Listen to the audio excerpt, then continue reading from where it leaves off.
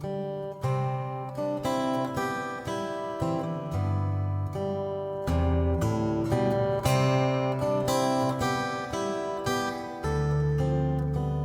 everyone, and welcome to Writers Drinking Coffee. This is a podcast where writers sit around drinking tasty beverages to talk about writing, publishing, and the whole creative process.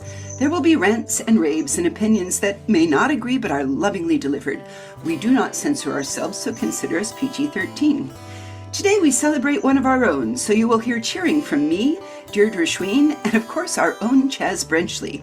This is episode 223, Chaz and the Emperor's Kindness. You darling man, we love your new book. We really do. You're obliged to say that, though.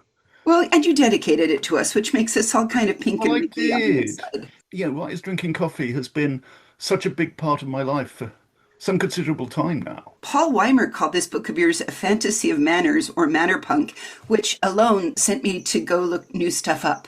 So, Excellent. Have you read... I didn't think that was a genre. Yes. Have you read The Goblin Emperor? I had not. No. Okay, you need to go and read The Goblin Emperor by Catherine Addison, because that's my notion, my model of manner punk. I loved the idea that it was manner punk or a fantasy of manners, and I went and looked it up, and I have read all of the Jane Austen, which at the beginning of your book reminded me a little bit of the Jane Austen of the lovely lady running around Malance, running her embassy, running to court, running to this, running to that. And then you threw murders in, which, like Ursula Vernon writing a romance novel, it had to have beheadings. And I so approve of adding murders into a fantasy of manners and manner punk. Yeah, it seemed necessary and inevitable. I mean, partly, I come from a crime/mystery background. We do. We love the garden. Yeah, and I come via an epic fantasy middle passage, as it were, which both of those are inherently violent. So violence just comes naturally to me. But the other thing was that I had written some considerable way into this book without any notion where it was going or who was doing what. And I thought maybe something ought to happen that isn't just generosity and loving kindness, because everyone was being far too nice to Malance. So something bad had to hit, and it did. Well, the ambassador Kurt from Clath, is that right, Clath? Clath, yes. Clath gives us somebody to hate and resent early on, and it is true that I was looking if Clath is an alliance of smaller kingdoms all built up. It did occur to me that is kind of a case of one could see parallels in many different areas of the world today. So you can borrow from... Yeah, up to a point. And the thing about the kingdoms of Clath is that no one kingdom dominates the others. I mean, yeah, there is Russia/USSR dominating all the satellite nations around its borders. But that's still the Russian Empire or Federation or wherever you are in history. And this is not that. And I suspect at some point in a future book, the independence of all the separate kingdoms of Clath is going to become an issue. Oh, knows. Well, we're having that challenge now in America with an alliance of states trying to be one in uneasy empire. Yeah, absolutely. I do not sit down to describe the world that I live in any way at all. I make this up out of whole cloth. And yet I find myself writing about circumstances that are very much visible around us. Yeah. It's amazing how human nature tends to repeat things. Yeah. They are humans, we presumed, or at least your characters all seem very human, although I suppose they could be dragonkin or anything else in the way. I shall imagine Malance and Vivi as tieflings then for my D&D set. Yes. Have you read Tooth and Claw by Joe Walton? I have not. I have, but it's been a while. Okay, add it to your reading list, because Tooth and Claw is basically, again, it's a fantasy of manners. It is a Jane Austen parody almost, but all the characters are dragons. Oh. And it's lovely. It might have won a World Fantasy Award or something. She tends to do that. Well, that's fair. And what's interesting for me is that all the diplomacy that you're talking about, everyone's being so nice. Diplomats are very rarely nice for no reason. Yes. So for me, it's, at least reading it, I'm like, okay, when does the shoe drop? When does the shoe drop? When does the shoe drop? And then the shoe that dropped was like a flip-flop out of left field. not the heel I was expecting. The principle is that you should not expect what's coming, Right. but which is why we set you up to expect other things. Hmm. Absolutely. Well, for lovers of the television show The Diplomat, the last episode in the first season, when you have the husband, Mr. Weiler, gets up and gives a speech and he says, diplomacy, it just doesn't work. And the room is utterly shocked. He's like, you got to talk to people and you got to keep talking to people. And it's not about this and that. It's about talking to people. And that is an important point that goes beautifully with your book. As we're looking, you have the Decadent Empire and Varantha. And I loved the contrasts you had between the decadents and yet they had things in common. Like they don't care who you sleep with or how many, but Varantha wants you to wear practical shoes and watch those hemlines. And the Empire, you could really walk in wearing a bikini, I suppose, and it's all fine. But it's still, the whole point is everything that is of politics, in the end, somebody has to be talking to somebody.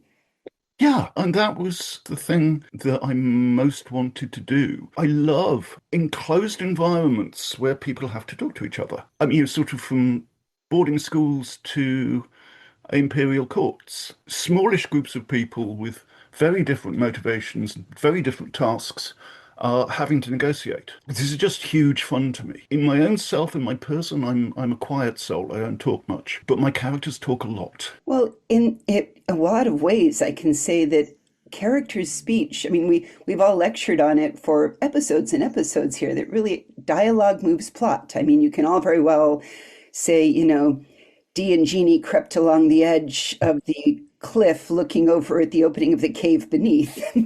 And sure, you can have the activity of me holding the rope and letting Dee down carefully with her knife, but in the end, how did I talk her into that?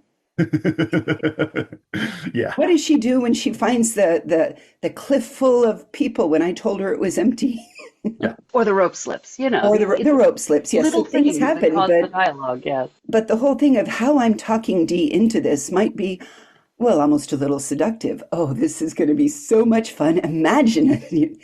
And yet, at the same time, we will also be snarky in other conversations, and all of the different ways that people talk matters and seem to come out a lot in your books. There's romance, there's startling new love, and that's exciting. And there's a little bit of, okay, you're bigger and stronger than I am, so I'm not going to call you a complete bitch, but Well, and personality comes out in conversation, not in exposition or description. The way people talk and the way they talk to a page versus the emperor tells you a lot about the character that, yes, the author could try to explain, but it comes across naturally if you're reading it in their speech patterns and their choices in words and phrasing. Yeah, and I don't know, the distribution of power. The Emperor is very softly spoken because he doesn't need to shout. Clath shouts. Malance doesn't shout. Vivi can shout. It's fun. Balancing everything together. And I do love the idea of early on there is more of a, hey, this is a conversation. I mean, Varantha is never suddenly going to become a powerhouse, but this is a conversation between nations. But the fact that the Clath ambassador is a general, is a fighter, shuts that down very quickly. Hmm.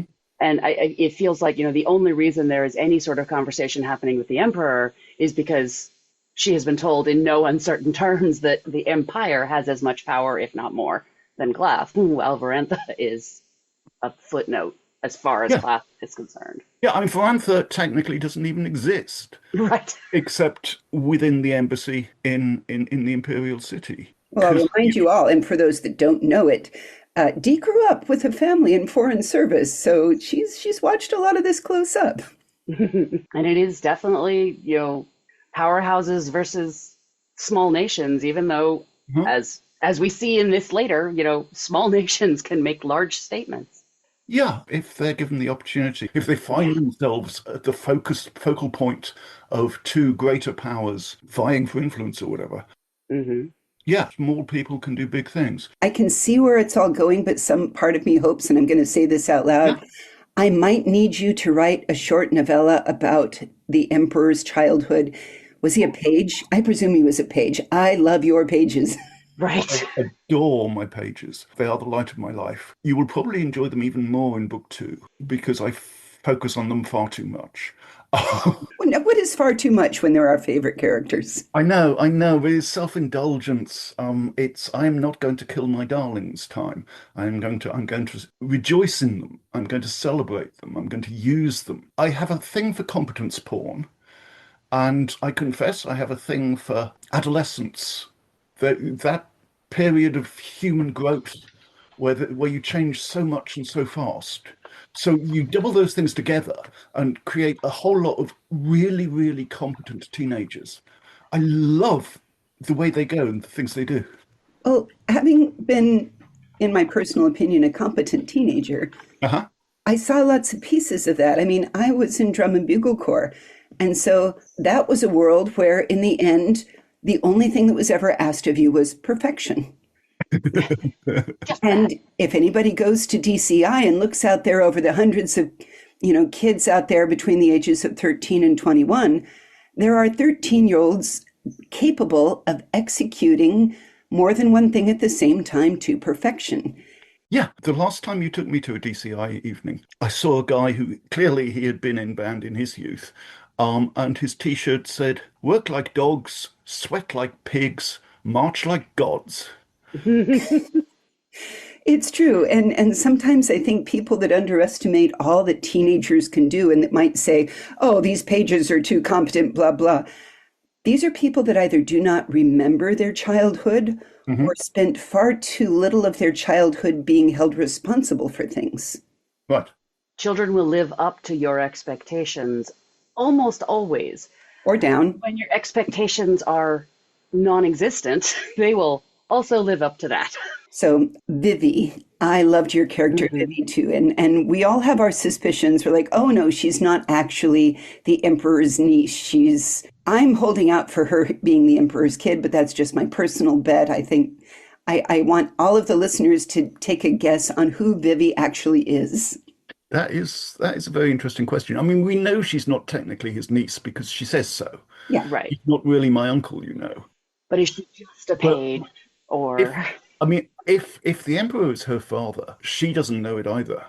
I And don't that think. can be okay. But she did No, never say the emperor is no relation to me. no, And no, no. She acknowledges a distant cousinship, yeah, but she does get away with an awful lot. She's spoiled rotten, and she's an absolute cow, and I adore her. me and what we too. don't know is whether or not there are, there's also a Veronica and a Victor who are spoiled as rotten, but they are on different parts of the empire doing different, having different missions. Yeah, There absolutely. may be more, but I loved the casual reveal that Vivi's where she grew up was a fairly rich family with a large piece of land Yeah, because they talk about the twins, and it's like, do you need to write home? Is there home? Do you need to go? Is anyone expecting you? And we don't get answers to this question. yeah, But there's a lot of self-discovery, and one of the things I glory in your writing is that your characters aren't static. Your characters grow up and grow aware and grow bigger as they interact with the world events. And that's what I really loved about this is like the opening Sally. Sure, there's, an attempted death and then an actual death and things, but how people grow up and realize that it's not just about them.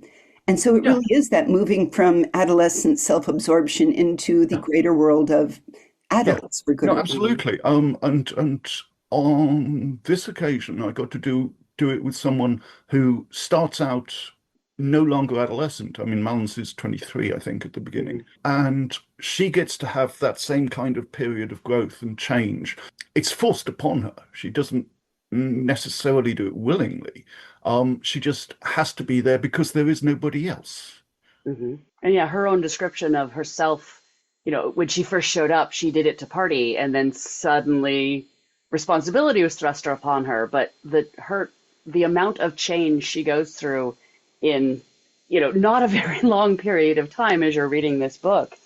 She goes from, okay, I'll be responsible if I have to I'm responsible because I want to be, and I Mhm. will make it better, and I will. Mhm. Yep. And I loved that. I don't know if you borrowed a line or merely it echoes hilariously from Ever After. There was that character that said, I'm only here for the food, in a darkly ironic tone of voice. And to a certain extent, I loved your character Brian for that. Yes. That the courtier that, oh, he's very in it for, try this, darling, try that. Oh, this is marvelous. You must try this. And I'm sorry, some of your seafood sounded disgusting, Hmm. but beautiful to try out. Yeah. Try. And And you again, realize that he's more important than just a big guy who's in there eating the food.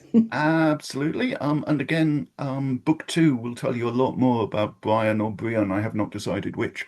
But yeah, one of the things I love is let's make a character larger than life. So he's absolutely huge.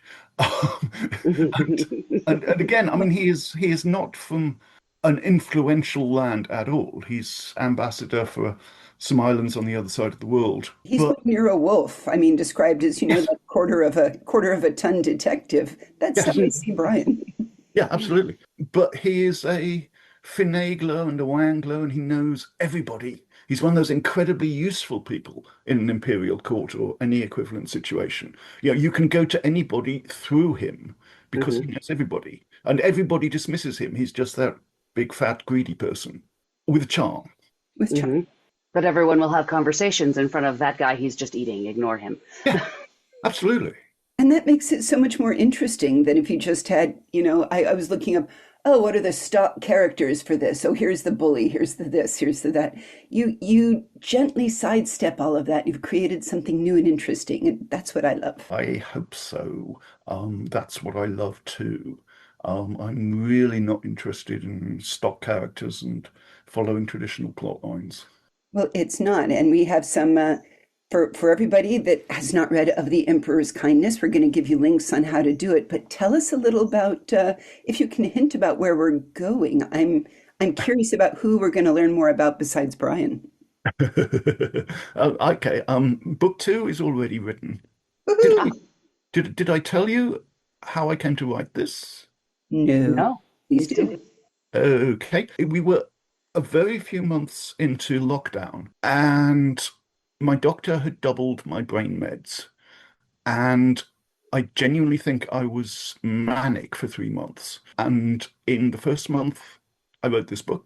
And in the second month, I wrote the sequel. And in the third month, I wrote most of another book before abandoning it. But that's not related to this one at all. This splurged out of me. I know where we're going with book three. And I wanted to do a book four, though I don't quite know where that would point. But anyway, yeah, book two, I will tell you it is called Of the City's Charity, which will give you some kind of a hint as to who we're dealing with. Well, to a certain extent, we saw pieces of that starting as the Varanthans were arriving, Oh and yeah, they had to reach out to the city saying, hey, how does anybody deal with hundreds, An perhaps influx. even 1,000 refugees? yeah, absolutely. A certain amount of friction arises from having this, yeah, basically refugee camp right on the doorstep of the imperial city. Of course. And yeah, the story goes from there. I know 2 books in 2 months is faster than you would normally write. Oh God, yes. Um, do you normally have more of a, I have a plan of where this is going and then you fill it in? Or, yeah, yeah. Excuse me while I Are you, cackle. are you always a seat of your pants writer? Was absolutely. I mean, give me a title and a first line, and I'm off. I mean, that's what happened here. I don't remember if I came up with the title before or after, but the first line. I mean, I sat down and thought it was the difference. She thought between grief and mourning, and so I wrote that because I don't like to lose these things. Hmm. And then I had to spend a paragraph figuring out what was the difference between grief and mourning. And then I kind of had to describe it um, for a couple of pages. And then I was off. And I was Hmm. having such a lovely time. And I was suddenly writing three, four, maybe 5,000 words a day, which I never, ever do. And I didn't want to stop. So I need more coffee, is what I'm hearing. The sweeteners are it, I right? may have got through a lot of coffee. I'm terrible at first lines, and I'm so jealous that you come up with them first. I'm sorry. I quite like having a last line as well. You know, that gives us a target to aim at. And sometimes that can happen. But this one, I had no fogging clue where the story was going. I didn't know about the pages until You Brienne needed them?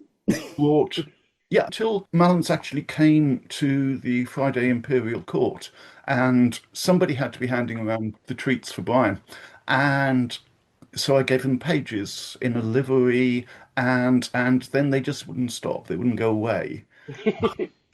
Well, pages, I mean, historically are an interesting sort. I mean, that's what you did. You had, I shall just take all of the children from all of my vassals Hmm. and neighborhood countries that I have conquered and say, Hmm. send me your children and I shall raise them to be civilized and not kill them as long as you're a good person. Yeah. Absolutely. Yeah. And it's been interesting because across writing as a whole, there are pages as honored guests, there are pages as servants, there are pages as just barely above prisoners. And the idea that the pages have become so part and parcel of the empire that they are indispensable, it's Yeah. beautiful. Um, they are a force on their own account, Hmm. and the Emperor had better hope they stay loyal, frankly. Right. And I mean, one of the ways you make people who were brought here, maybe not against their will, but not their choice, Yeah. loyal is by treating them well. And the idea they've got their entire own sub area of the palace that is where they do all of their things, and they have their kitchen and everything else. They're happy there. I'm sure some of them aren't, but they're not treated as lesser. They're treated as They a are, part. there's something separate from everybody else, and Hmm. it is understood. I mean, okay, their training is rigorous, the Mm. discipline is strict, but they understand that they are an elite within the empire, as well as just being kids, Hmm. and I think that makes a difference. I think it does too. Well, at the end of it, I also want to say that I really love who did your cover art on this? Oh, guy who does my cover art for everything these days. He does an awful lot of cover design for my publisher, Wizards Tower Press. His name is Ben Baldwin. Ben Baldwin. Excellent job. He does the Quater School covers, and he does these, and I just love his work. I do too. When are we likely to see a book two? You have The Emperor's Kindness just came out last month. Yeah, Of the City's Charity will be out sometime next year. There's a slight sort of problem with me in that I have, I think, like 4 books lined up for publication with Wizards Tower next year. And so we need to figure out the scheduling. Because I mean, oh, and Ben does all my Outremer book covers as well. And we're coming up to book 5 of Outremer. And yeah, so I don't think we have dates yet. Certainly Volume 2 will be out next year, along with the first 2 Sherlock Holmes on Mars novellas, another Quaker School book, and at least one more Outremer. Well, hooray. Although most really, I really, really need to know what happens with Mullins and Vivi. So Yeah, here, you shall, you shall. excellent. I'd say get on that, except you already have. Yeah. I've been on that. I'm into the next one, which is also fun. Well, they are all a delight, and thank you for writing it, and thank you for letting us share it with everybody today. Everyone, go by Of the Emperor's Kindness and learn a little bit about a fantasy of manners or manner punk. This is entirely worth your time, everyone. Chaz, thank you for writing it, and thanks for chatting with Dee and I today. Oh heavens! I thank you for having me. It's all. I mean, I like being on the other side of the table with you, but this is always fun too. You do this very well, and you make it very easy. Well, we liked reading your book. I made Dee read it too, and I think I bought it for 4 people now. So, you know, Okay. this is also the end of the year reminder for you to give back to the authors out there and saying if you read a book and liked it, please go review it somewhere. Put it on Goodreads, put it on whatever website, you bought the book from so that everybody knows that you liked a book because this is how people make their money and eat, buy kibble for their kitty cats. So please go Every out. author likes to eat. They really do. Well, we will put all of the fascinating things we discussed in link form on our website, which is www.writersdrinkingcoffee.com. You've been listening to Writers Drinking Coffee, a labor of love and enthusiasm put together by the hosts. Our main web magic is cast by Deirdre Schween, and our sound engineer is Ksenia Chernievskaya. Our intro and exit music is performed by Michael Ingberg, who lives down under at Hervey Bay and runs Tin Can Music School. Our podcast sponsors are Arm Street in Kharkiv, Jackal Designs, The Bean Scene, distilleries that make maple bourbon, and wherever you like to take your notebook and laptop to write. And hey, thanks for listening.